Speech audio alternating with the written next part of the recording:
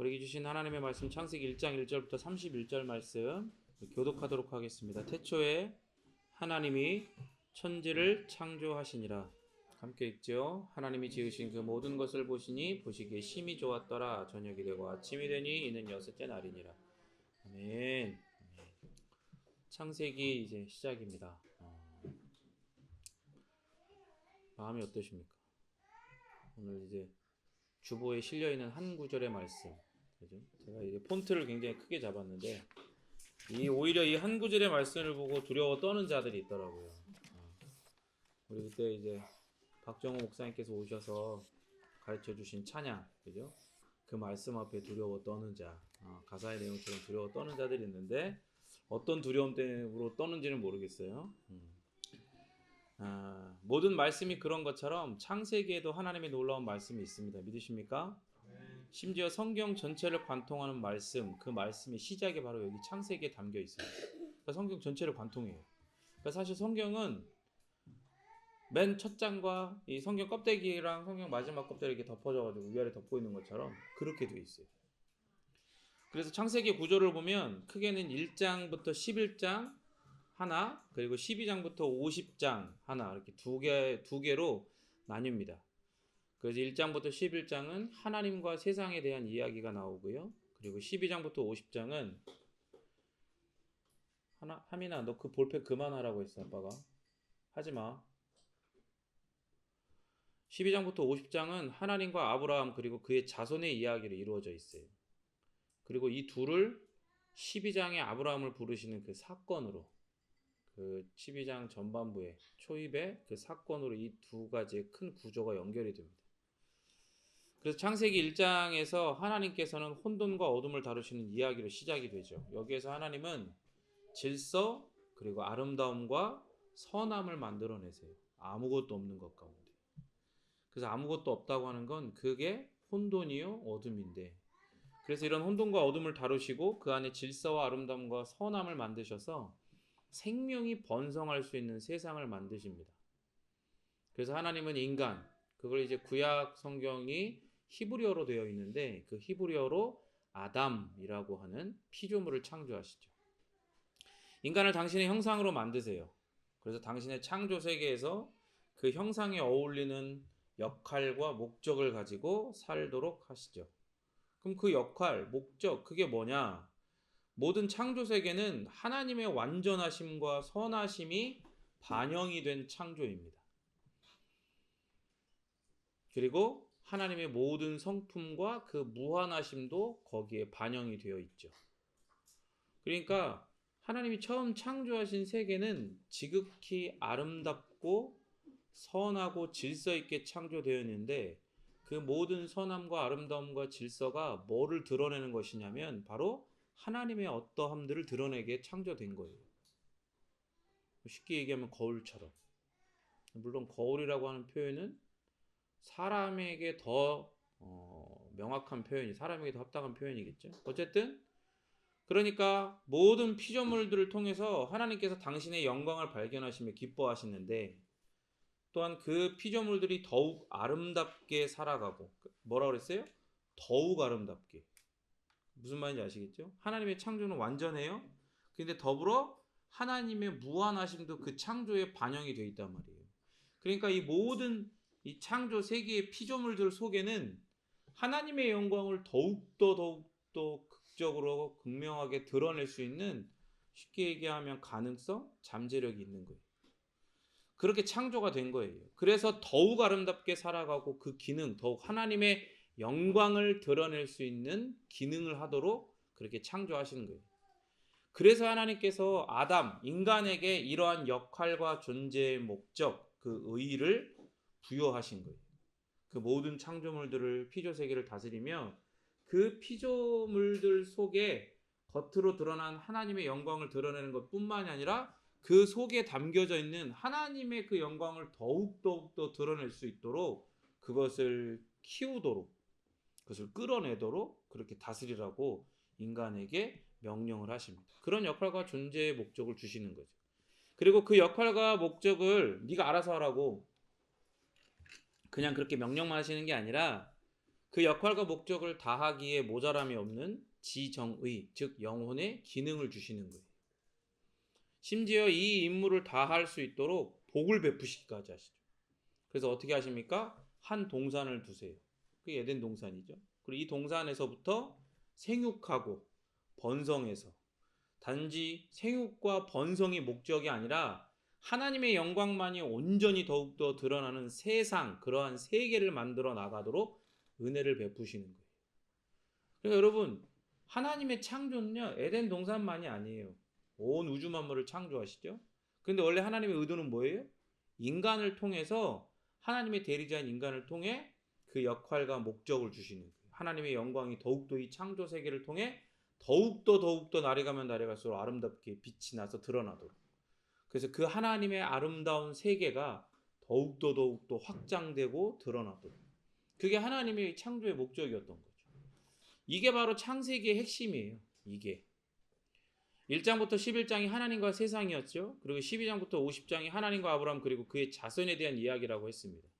그러니까 하나님께서 창조하신 하나님의 세계, 하나님의 따라합니다. 나라. 하나님의 나라, 그 지극히 선하고 거룩한 통치가 가득한 그 나라. 그래서 하나님의 그 지고한 선함과 거룩이, 하나님의 영광이 온전하게 드러나고 밝히 드러나는 나라.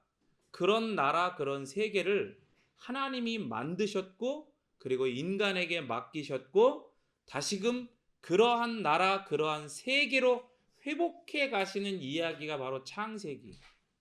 아니, 창세기를 넘어 성경 전체의 이야기인 거예요. 이런 선택권이 인간에게 주어졌다는 걸 드러내는 게 바로 선악을 알게 하는 나무거든요. 하나님께서 인간에게 선과 악을 직접 가르치시고 정의해 주셨어요. 그래서 성경에는 자세하게 드러나지는 않지만 처음에 인간을 창조하시고 그 역할과 목적에 맞게끔 복을 주시며 지정의를 부여하시고 그를 창조하시죠. 그 탁 태어나서 일어났을 때 눈을 떴을 때 이 창조된 세계에 자신과 이 모든 창조 세계에 너무나 선명하게 아름답게 드러나고 빛을 내는 그 하나님의 영광이 다 드러날 거 아니에요.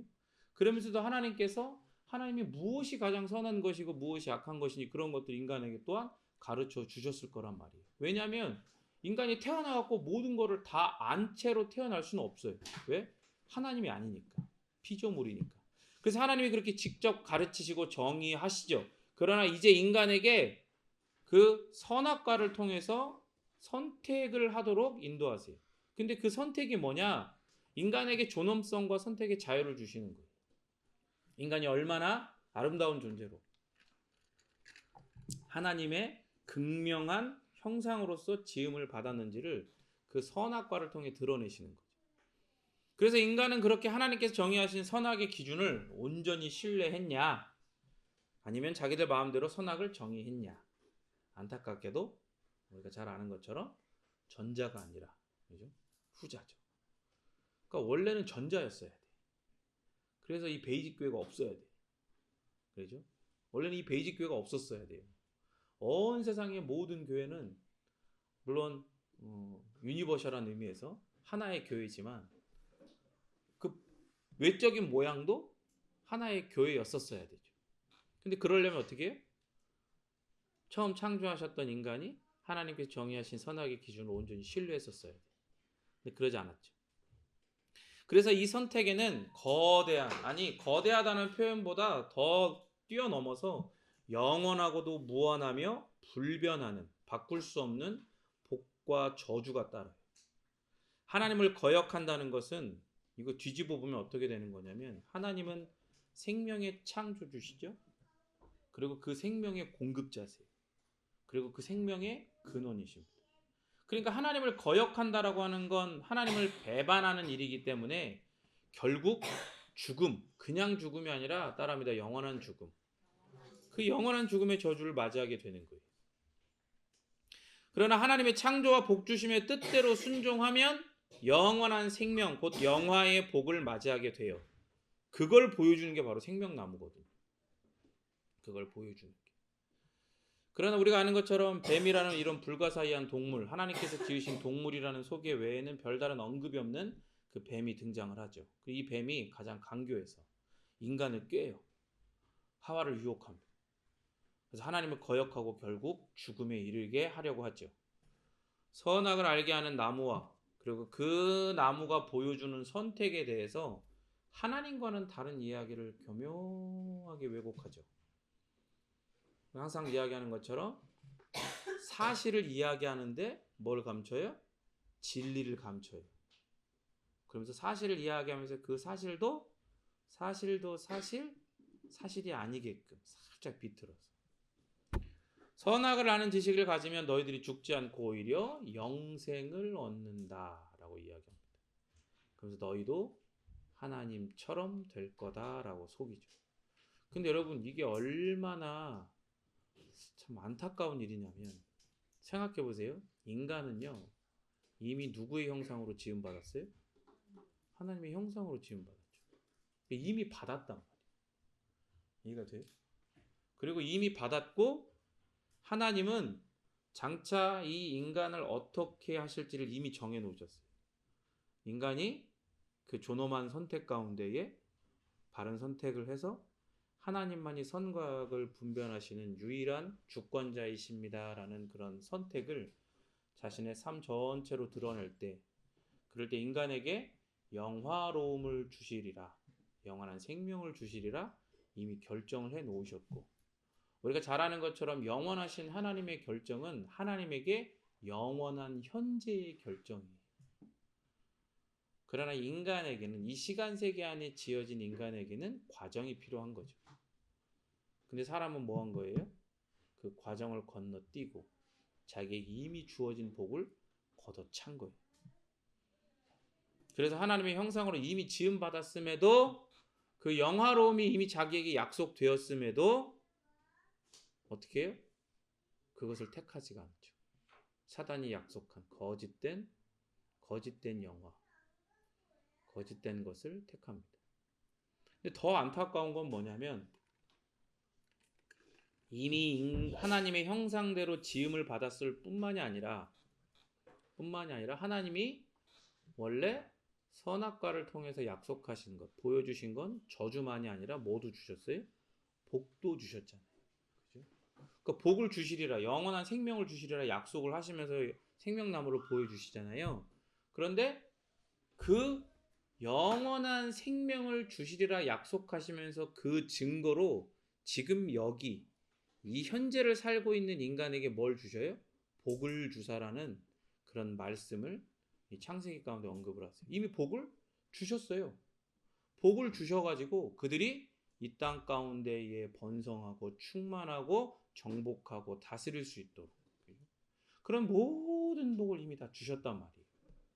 그럼에도 불구하고 그것마저도 걷어찬 거예요. 이 잘못된 결정을 통해서.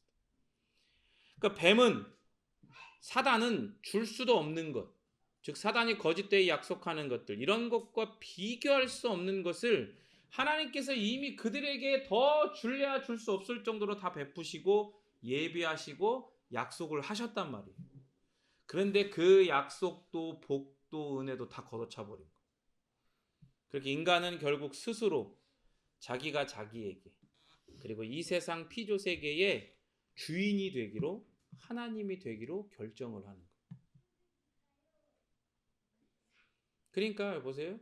오늘을 사는 인간은 이런 연약함을 가지고 있는 거예요. 오늘을 사는 인간.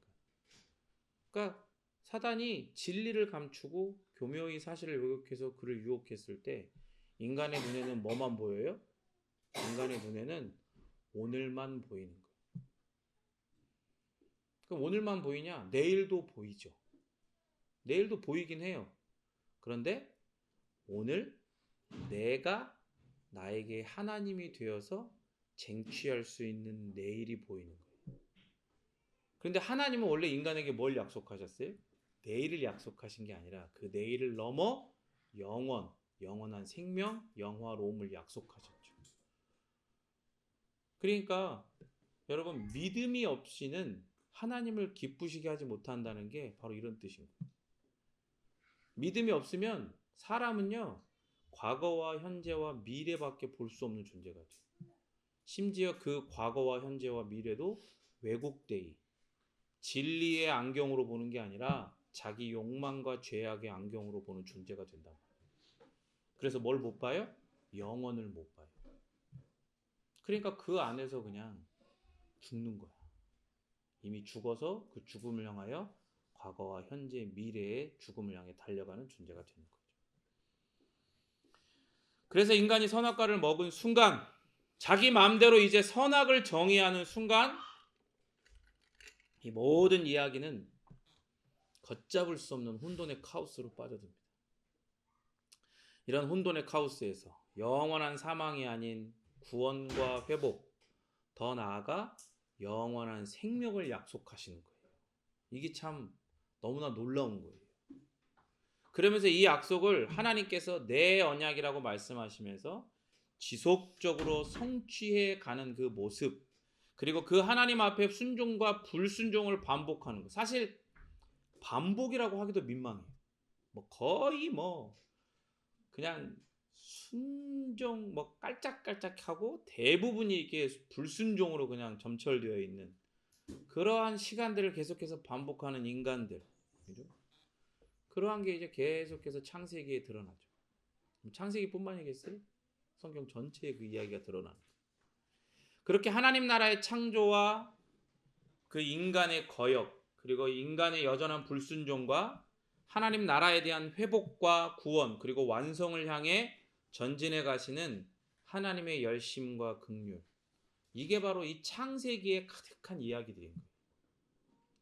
그래서 이 이야기 속으로 함께 빠져보기를 바랍니다. 죽었다 생각하고, 그죠? 죽었다 생각하고, 표정이 안 좋아. 죽었다 생각하고 웃어. 웃는 자가 이기는 자다. 죽었다 생각하고 몇 주가 걸릴지는 모르겠어요. 기본적으로 50주를 생각하고 있지만, 그죠? 2025년 11월, 그죠? 11월까지 이 이야기들이, 이 강해가 진행이 되어지기를 계획하고 있지만, 어쨌든 죽었다고 생각하고 이 말씀 앞에 나올 때 한 가지 약속할 수 있는 거, 한 가지 선언을 하자면, 혹은 예언을 하자면, 여러분들의 전인이 내가 죽었다 생각하고 말씀 앞에 자기를 던질 때, 말씀 앞에 여러분들을 세워놓을 때, 여러분들의 전인은 오히려 더욱 살아날 것을 확신합니다.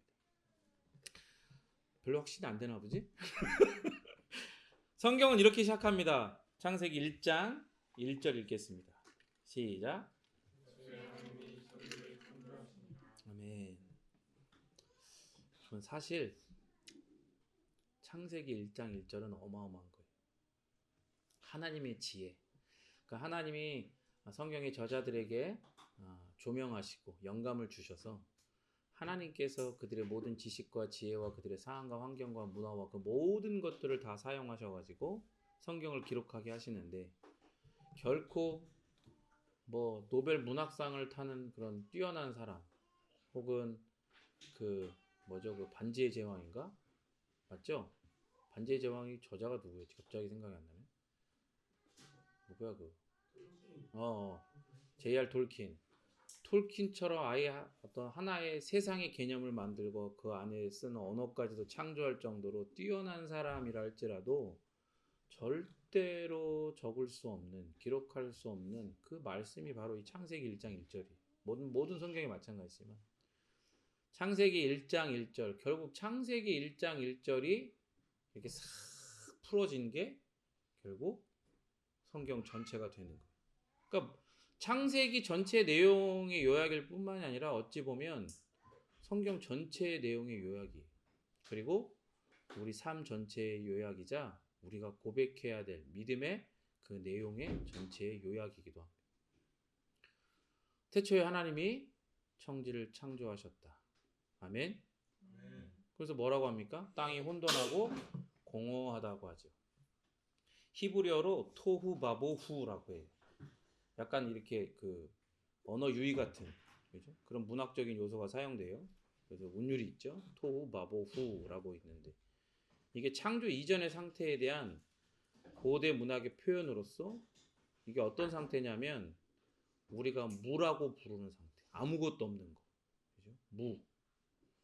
그러니까 성경의 저자는 이걸 뭐라고 표현을 하냐면, 성경의 저자들은 이런 토후 바보후 혼돈하고 공허하다는 것을 목적도 없고 질서도 없다는 의미로 사용해요. 그러니까 어떤 존재의 목적 자체도 없고 그 안에 그렇기 때문에 질서도 없는 거. 그러니까 완전한 무야. 그래서 다음 절에서는 똑같은 상태에 대한 다른 이미지가 나오는데요. 어둠이, 흑암이 어디 위에 있어요?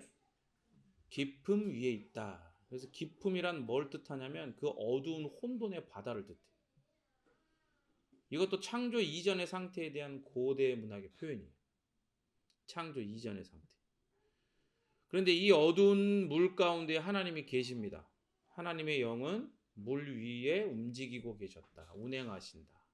우리가 아는 것처럼 하나님께서는 말씀으로, 신약에서는 그 말씀을 요한복음에서는 뭐라고 드러내요? 로고스. 그죠? 예수 그리스도를 로고스라 이야기하면서 말씀을 로고스라고 이야기합니다. 그래서 하나님께서는 그 로고스를 통해 성자 하나님을 통해 이 천지를 창조하시죠. 그리고 성령 하나님께서 이 만들어진 원 물질, 히브리어로 오르라고 하는 그 원 물질을 하나님께서 의도하신 모습대로 나오도록 품으십니다. 마치 닭이 알을 품어 병아리가 나오듯이. 그게 바로 뭐예요? 하나님의 영이 물 위에 움직이고 계시는, 운행하고 계신다는 뜻이에요. 그래서 히브리어로 하나님의 영은 루아흐라고 해요. 따라해 볼까요? 루아흐. 제가 얘기하죠. 히브리어는 가래뱉는 소리를 잘해야 돼요. 루아흐 이렇게 해봐요. 루아흐. 그게 하나님의 영이에요. 루아흐. 이게 무슨 뜻이냐면 바람 혹은 호흡 그리고 하나님의 보이지 않는 임재하심을 가리켜요. 그러니까 하나님이 보이지 않아요. 영으로서 그 흑암 가운데에 혼돈과 무질서 가운데에 그 아무것도 없는 상태 가운데에 운행하시는 거예요. 거기 임재하신다 이 말입니다. 보이지는 않지만 하나님께서 생명이 번성할 수 있도록 혼돈 가운데 질서를 준비하시는 거예요. 근데 여러분 이게 그걸 아셔야 돼요. 이게 그냥 처음에만 그랬구나 그게 아니에요. 그러니까 이 1장의 구조 자체가요. 시간순으로 쭉 나온 것처럼 보이지만 1장 1절은 이 전체에 대한 요약인 동시에 1장 2절, 3절 이런 것들이 시간순으로가 아니라 그 밑에 전체를 품고 있는 거예요. 그러니까 보이지 않는 하나님께서 하나님의 영으로서 생명이 번성할 수 있도록 그 혼돈 가운데 질서를 준비하시는데 그 과정이 어떻게 해요? 엿새 동안 일어나는 거예요. 엿새 동안. 그러니까 성부 하나님께서 창조를 성자를 통해 명령을 하시죠. 말씀으로 지으시잖아요. 그러니까 성령 하나님께서 성자를 통해 말씀을 통해 창조된 그 원 물질을 품으시는 걸 시간적으로 이해하잖아요. 순서적으로 이해하면 이제 어려워지는 거예요. 복잡해지는 거예요. 이걸 영원하신 하나님의 행위로 이해해야 돼요. 삼위일체 하나님의 그 영원하신 삼위일체 하나님의 영원하신 행위로 이해를 해야 되는데 삼위일체 하나님께서 엿새 동안 이 행위를 함께 하셨다는 거예요. 연합하셔서 이 행위를 하셨다는 걸 이해해야 돼요. 그러니까 창조는 엿새 동안의 삼위일체 하나님의 연합적 사역의 결과예요. 그러니까 창조주 하나님께서 성부 하나님께서 계획을 하신 거예요. 영혼 가운데. 그리고 말씀이신 예수님을 통해 만들어 탁탁탁탁 만들고 운행해 성령 하나님이 탁탁탁탁 운행하고 그래갖고 딱 나온 게 아니라 이 삼위일체 하나님의 이 창조의 계획은 영혼 가운데 행해진 거예요. 이해가 되시죠? 그러니까 이 영혼 가운데 행해진 건 영원한 행위인 거예요. 무슨 말인지 알아요? 이 개념이 이해가 되세요? 영원히 행해지는 거고 거기에 반응하시고 순종하셔서 그 하나님의 계획을 성취하시는 말씀 되신 로고스 되신 예수님의 행위도 함께 영원히 합력하셔서 일어나는 행위이고 그리고 그것을 품으시는 그 루하흐 되시는 성령 하나님의 그 운행하심도 영원한 행위가 되는 거예요. 그래서 그것이 계속해서 이 창세기 1장에서는 어떻게 드러나요? 엿새 동안 드러나는 행위로 나오는 거죠. 그 개념을 가지시고 말씀을 따라오셔야 됩니다. 그래서 각 날에 대한 구절을 살펴보면요. 하나님이 이르시되 하나님이 말씀하시기를 그걸로 시작해서 저녁이 되고 아침이 되니로 끝납니다. 그죠? 그리고 또 그대로 되니라 그런 말씀으로 계속 반복이 되는 거예요. 그러니까 6번 모두 2절에 언급된 혼돈과 공허에 대한 문제를 다루는 거예요, 사실은. 그래서 하나님께서 첫째 날부터 셋째 날까지의 혼돈의 어둠을 질서 있는 세 가지의 영역으로 나누세요. 그리고 넷째 날부터 여섯째 날까지는 공허한 황무지를 생명체로 채우십니다. 그리고 첫째 날부터 셋째 날까지 그렇게 원물질 오르를 창조하시고 넷째 날부터 여섯째 날까지는 이 원물질을 채우는 파생물질 마오르를 창조하시는 거죠. 자, 첫째 날부터 조금 자세하게 살펴봅시다. 첫째 날 뭐라고 말씀하시죠? 첫째 날 뭐라고 하십니까? 그죠? 빛이 있으라. 그죠? 빛이 있으라. 빛이 있으라. 빛으로부터 뭐가 시작이 되는 거예요? 질서가 시작되는 거예요. 그러니까 하나님께서는 당신의 영광스러운 빛으로 이 세상을 채우세요. 그리고 혼돈만이 가득한 그 어둠을 가둬가지고 낮과 밤을 나누시고 낮과 밤이라는 질서, 그것을 창조하십니다. 그러니까 그 낮과 밤이라고 하는 질서를 우리는 뭐라고 부르나요? 그걸 시간이라고 부르는 거예요.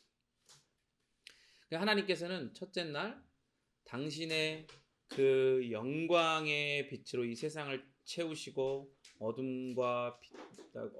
어둠을 가둬서 낮과 밤을 나누시며 시간을 창조하시는 그 시간이라는 질서를 창조하시는 거죠. 어둠밖에 없는 그 혼돈 가운데에 빛을 주시며 시간이라는 질서를 창조하십니다. 그러니까 질서를 창조하신다는 거 항상 유념해 둬야 돼요. 그러니까 하나님의 창조는 아까 얘기했죠. 선함과 아름다움과 뭐라 그랬어요? 질서의 창조라고 그랬잖아요. 그러니까 이 질서가 하나님 보시기 지극히 선하고 하나님 보시기 지극히 아름다운 거예요. 왜냐하면 하나님의 모든 성품이 반영된 질서이기 때문에. 그렇기 때문에 이 질서는 지극히 선하고 지극히 아름다운 질서가 되는 거죠. 그렇게 첫째 날 하나님이 시간이라고 하는 아름답고도 선한 질서를 창조하십니다. 그래서 이날부터 저녁이 되고 아침이 되니라는 말씀이 등장을 하는 거예요. 그러니까 그걸 뭘 보여주는 거예요? 그러니까 이 세계는 하나님이 창조하신 세계는 하나님이 부여하시는 그 선하고 아름다운 시간이라는 질서의 세계다. 그걸 보여주세요. 그래서 모든 창조의 날에 여섯째 날 다 저녁이 되고 아침이 되니라고 말씀을 하시는 거예요. 그리고 이 시간 세계라는 질서 안에 당신의 창조를 행하심을 모든 날을 저녁이 되고 아침이 되니라고 말씀하시로 드러내시는 거죠. 그러면서 또한 뭘 드러내시는 거예요? 이 창조는 시간 세계 안에 지극히 선하고 아름다운 시간 세계라는 질서 안에 창조가 되죠. 근데 보세요, 여러분. 이걸 잘 보세요. 이 개념을 아셔야 되는 게. 이 세계를 창조하시는 하나님은 지금 어디 계세요? 하나님은 이 모든 시간 세계 안에 편재에 계시지만 그 시간 세계 모든 것에 계시지만 왜냐하면 하나님은 영이시기에 그렇죠? 물질이 아니시잖아요. 응? 물질이 아니에요. 그렇기 때문에 하나님은 그 모든 세계에 거하실 수 있어요. 그 창조된 세계의 가장 작은 단위부터 그 우주 전체 가운데에 거하신다, 임재해 계신단 말이에요. 그걸 뭐라고 그러냐면 편만하다 그래요. 그러나 동시에 하나님은 또 어디 계시죠? 원래 이 창조된 세계가 아닌 이 영역 밖에 영원 세계 가운데 계시는 거예요. 그러니까 저녁이 되고 아침이 되니라는 표현을 통해서 또 뭘 드러내는 거냐면 하나님과 이 피조 세계의 간극을 보여주는 거예요. 하나님의 모든 면에서 이 창조된 세계가 아무리 아름답고 선하다 할지라도 그 선함과 아름다움의 본체 대신 하나님과는 구별되어 있다는 거예요. 그 하나님의 따라합니다. 거룩. 그 거룩을 보여주는 이 표현을 통해서. 둘째 날에는 뭘 만드시죠? 둘째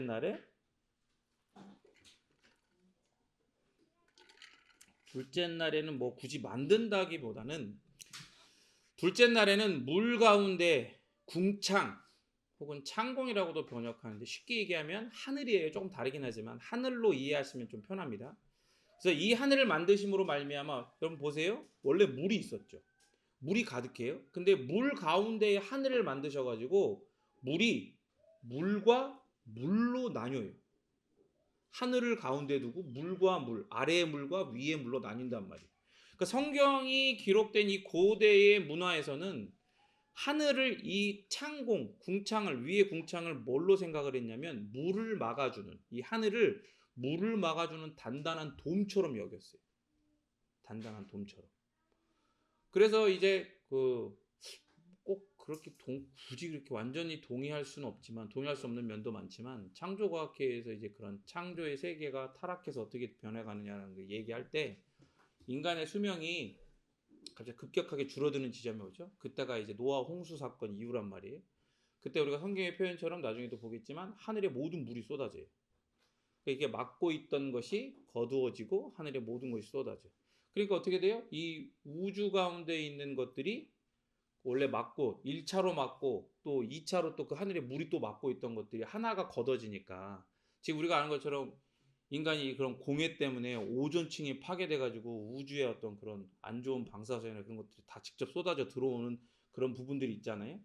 그러나 창조 세계에는 그런 것들을 하나 또 그 나누신 물 위에 물이 또 막고 있었단 말이에요.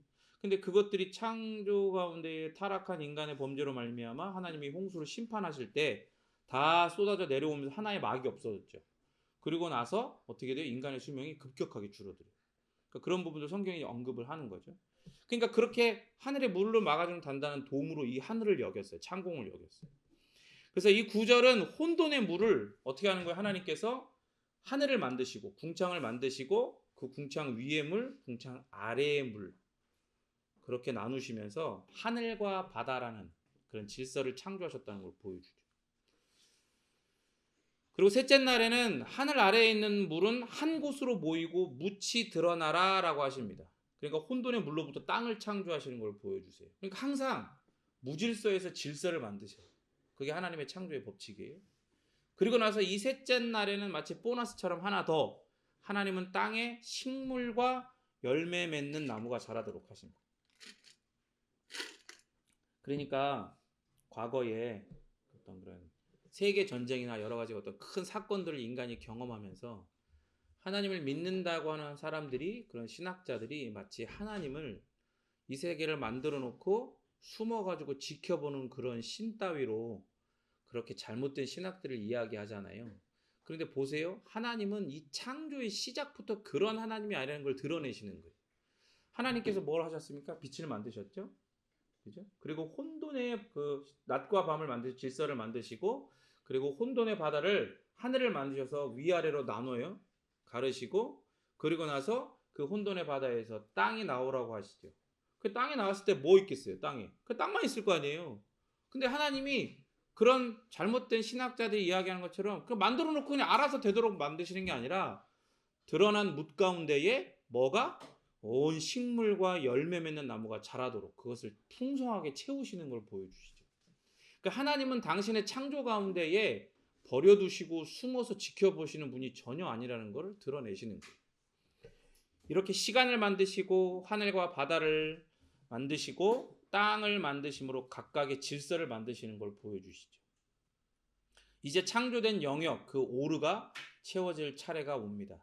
그래서 넷째 날부터 여섯째 날까지 창조를 보면 넷째 날에 하늘 궁창에 빛나는 것들이 생겨라 라고 말씀을 하시죠. 하나님은 해와 달과 별들을 두시고 그것을 무엇으로 여기시냐면 당신의 그 거룩한 빛을 반영하는 상징으로 삼으시는 거예요. 그리고 낮과 밤을 나누는 권세를 주시죠.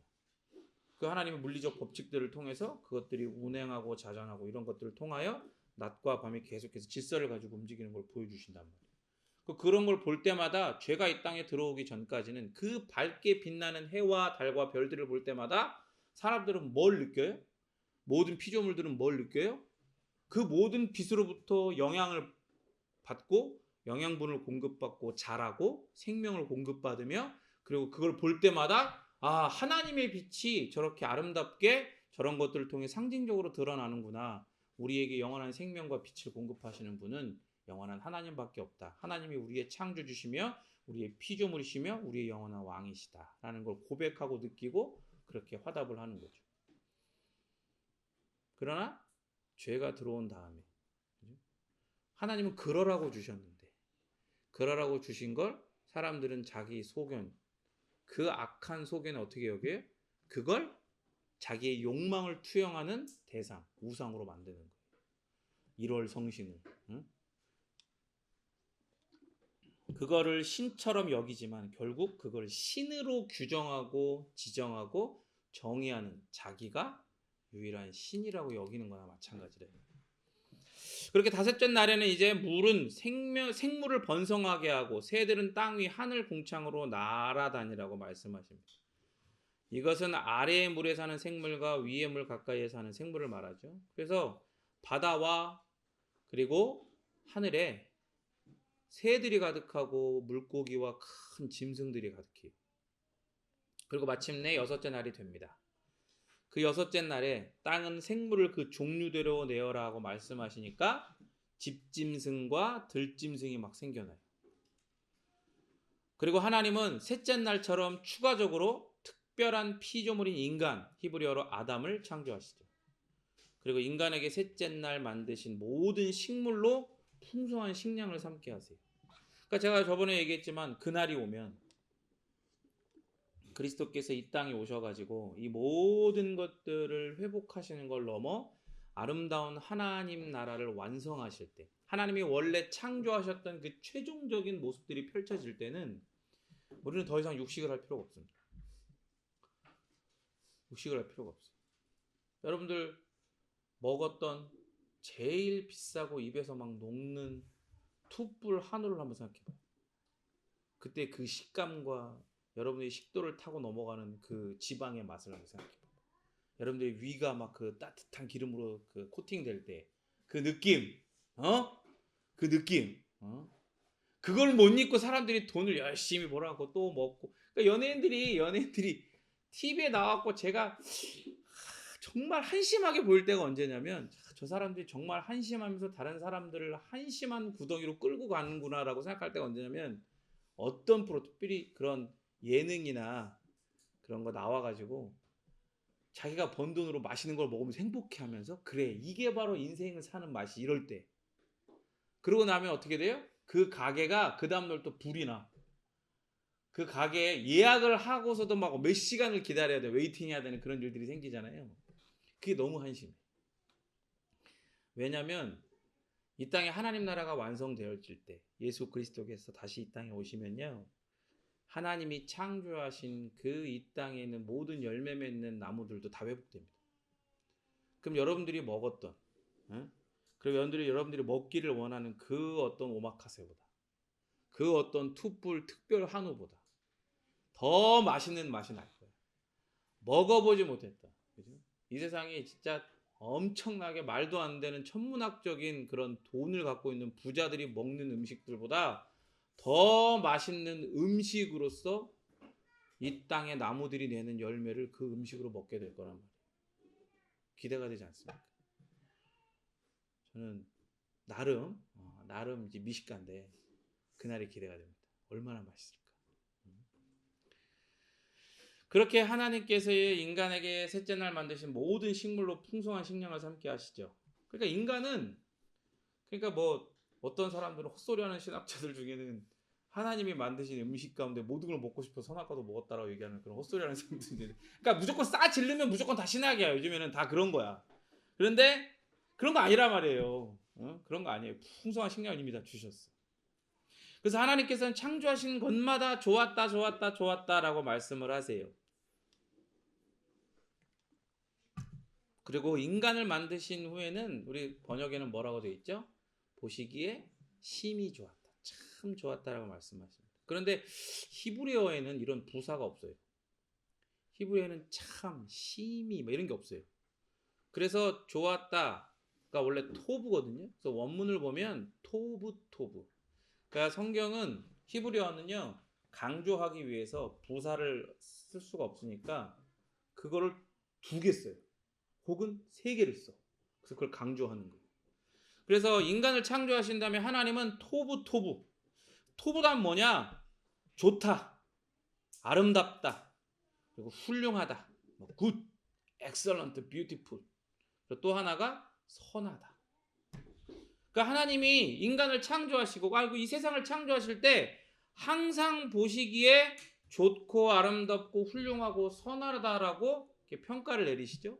근데 인간을 창조하신 다음에는 토부토부하다라고 말씀하신다.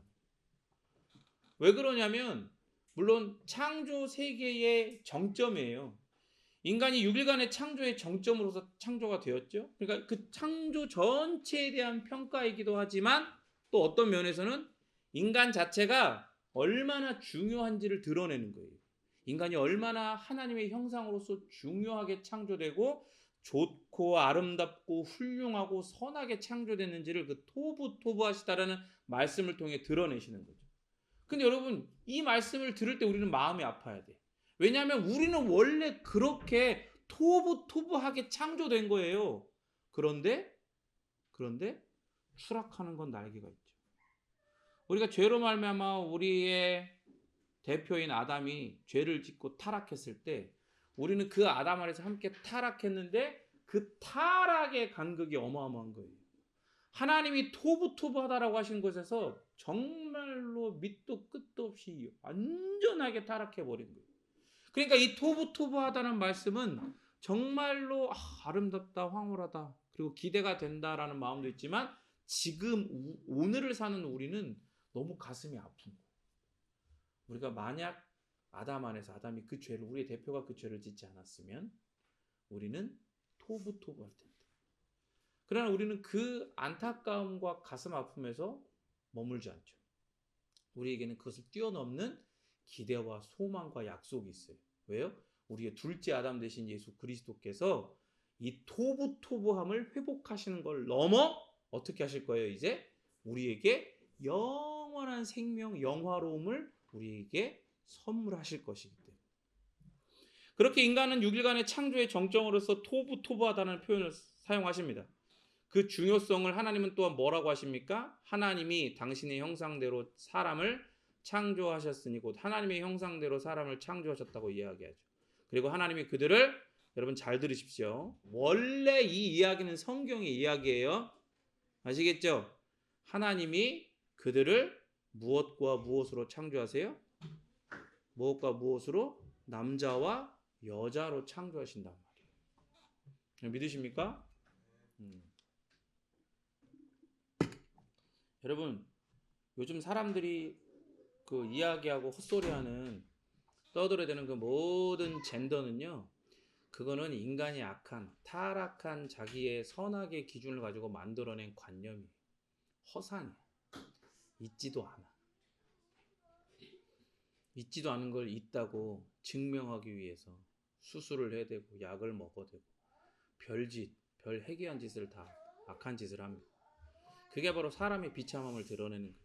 그러나 하나님은 말씀하시죠. 그들을 무엇과 무엇으로 창조하셨다? 남자와 여자로 창조하셨다. 그러니까 보세요.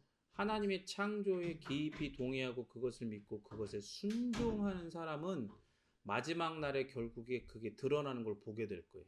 하나님은 남자와 여자 외에 다른 성은 창조하지 않으셨다는 걸 그날 그 시에는 알게 되죠. 그러나 거기에 동의하지 않고 여러 가지 성, 수천 가지의 성이 있다라고 떠들어대던 사람, 그것을 회개하지 않고 예수 그리스도를 믿는 믿음으로 거듭나지 않고 하나님의 말씀 앞에 순종하지 않았던 사람은 그날 그 시에 지가 말하는 그 성으로 어디에 던져지겠어요? 어디에 던져져요? 지옥 불. 하나님 오늘 맛있는 거 사줘야겠다. 어마어마 감동이 창세기 1장부터 감동이 밀려오는. 누가 얘기한 거야? 하윤이가 얘기한 거야. 나 하랑이가 얘기한 줄 알았어 지금 뒤에서. 하랑이가 알았어. 넌 누나 뒤에 있었으니까 너도 같이 먹는 거야. 알겠지? 너도 옆에 있었으니까. 그 옆에 있었으니까.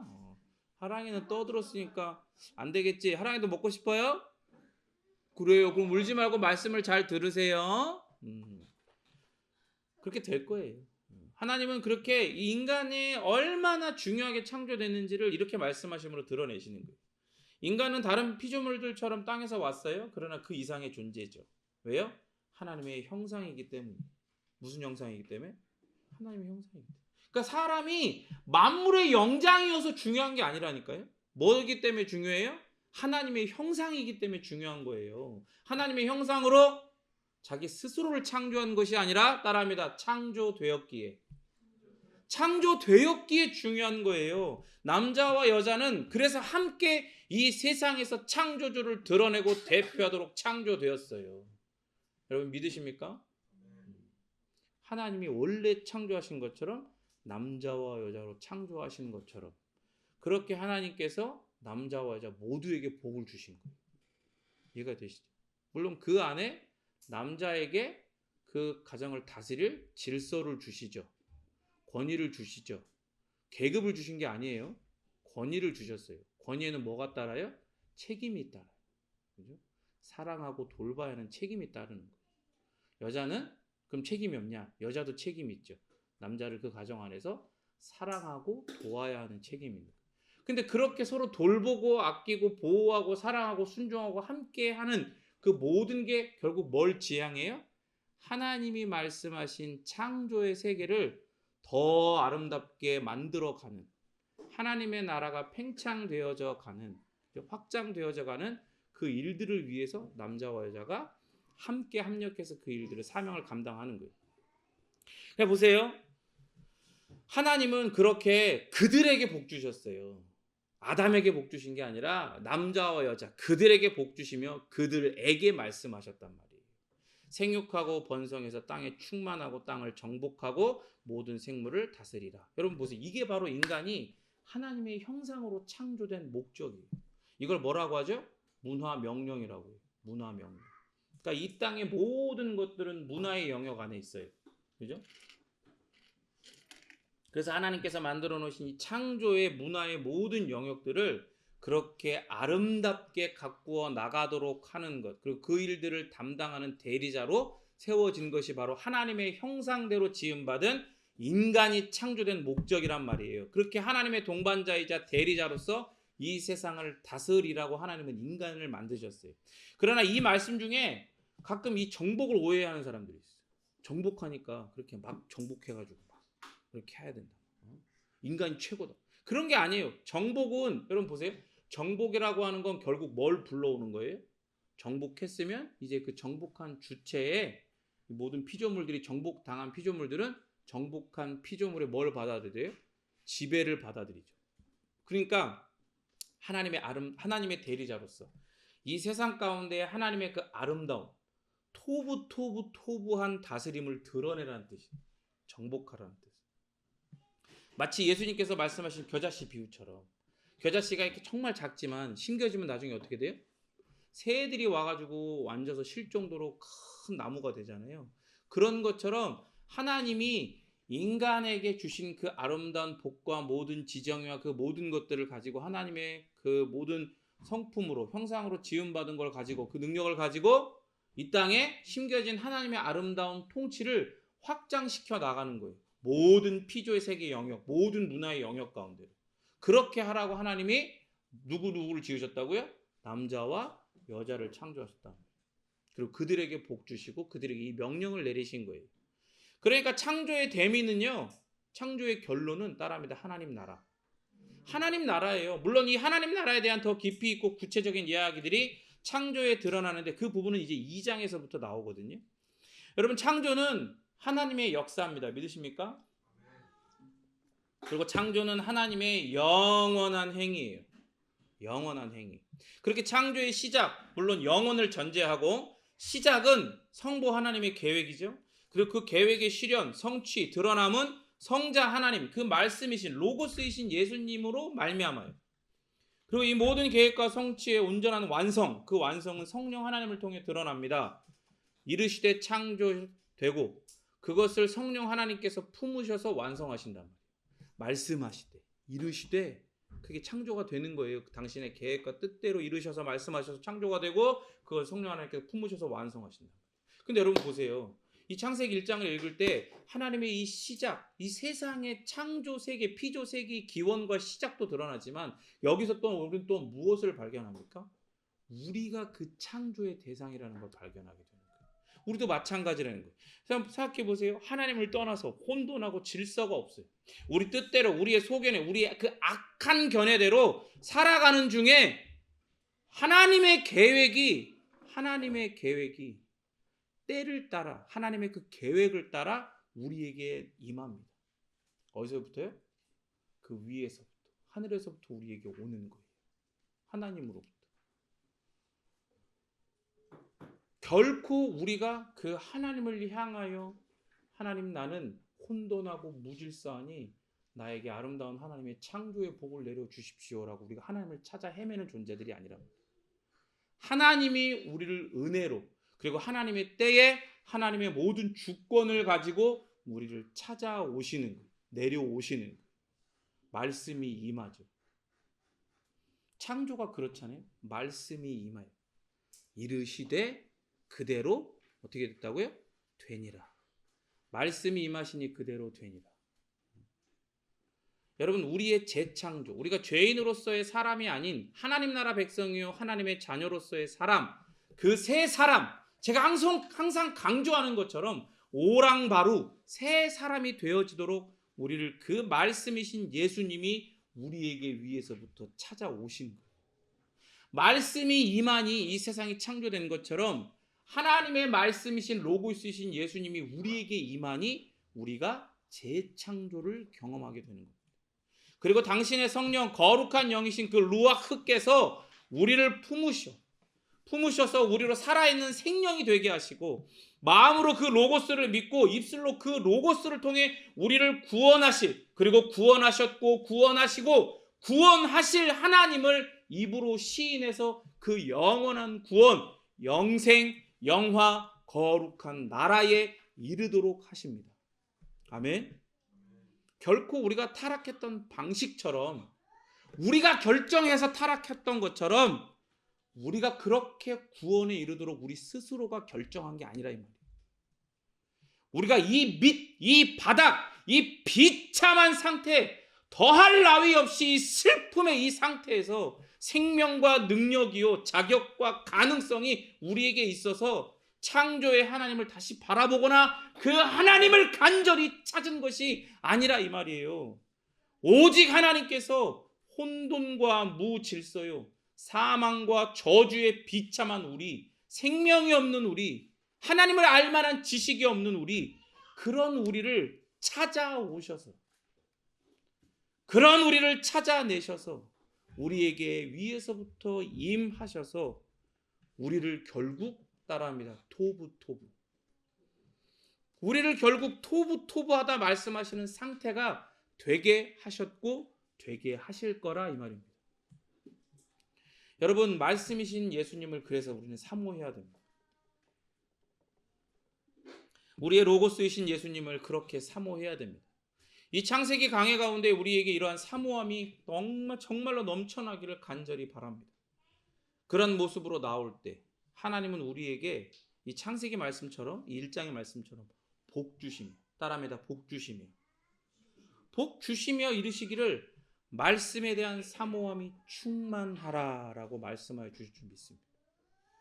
여러분, 말씀을 전하는 사람은요, 말씀을 전하면서 하나님이 보여주시고 느끼게 하시는 그런 것들이 있어요. 그리고 또 그 말씀을 방해하려는 악한 사단의 그런 방해들도 함께 느껴요. 여러분 보세요. 여러분들 피곤하죠? 여러 상황들, 환경들이 있어요. 근데 가만 보세요. 여러분들이 말씀에 지금 온전하게 집중해서 그 말씀 가운데 사모함으로 깊이 빠져 들어가지 못하도록 방해하는 게 너무 많아요. 그거를 아셔야 돼요. 여러분들이 눈이 감기고 자꾸 다른 생각이 들 때 내가 몸이 피곤해. 집중을 못하지. 이런 게 아니에요. 아시겠어요? 여러분들이 그것과 싸우려고 하지 마.